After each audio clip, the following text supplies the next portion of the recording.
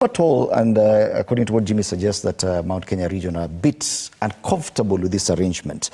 Even the talk about folding parties, even about the election itself, and the fact that the people were trying to influence to have at least 3 deputy party leaders.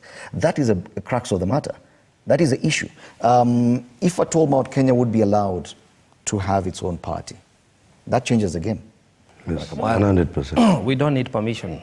We don't need to be allowed to have our own political party. We need to correct that statement. Unless you leave the current formation of the ruling coalition. We are a democratic country, and we live in a multi-party system now. We cannot afford to go back to one-party system.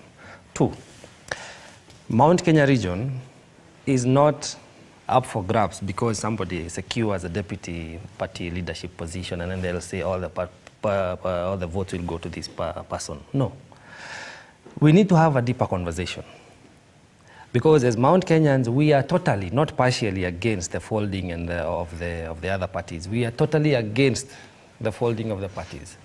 Because that will be the beginning of where the rain will begin to beat us. 1, it will be UDA, and then there will be FORD Kenya, ANC, then you'll hear CCK and all the other parties. Dictatorship sneaks in slowly. And it is until they come for you, you realize how serious it is. So when you see them coming for your brother, your neighbor, or your sister, you need to be worried. What am I saying? I'm a strong proponent of regional balkanization. Because regional interests, what we have in the western area, the coastal region, and the Mount Kenya region, those interests are purely different.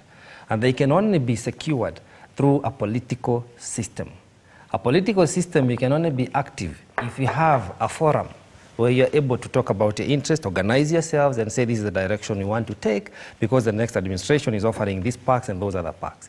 If you do not have a party, you have no chance of negotiating. She has said very well. We have appointees from ANC, from FORD Kenya. Mudavadi would not be where he was if he had folded his party. The same applies for Papa Aroma. So, when you ask, and I would feel very sad should Papa Aroma allow himself to fold FORD Kenya, because it was a forum of restoration of democracy. What democracy would he be restoring if he folds his own party? Further, this attempt to fold all this, to collapse these parties to one big party in quotes, is a confession that UDA will not be able to make the next administration.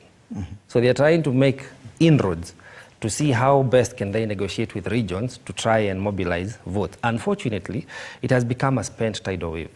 And that's why you see even the planned party elections have been very well scattered, far away from Mount Kenya region, far away from Central region. You've seen how they're trying to... Are you saying this process is going to be inconsequential? We have spoken about this long enough. It's a done deal.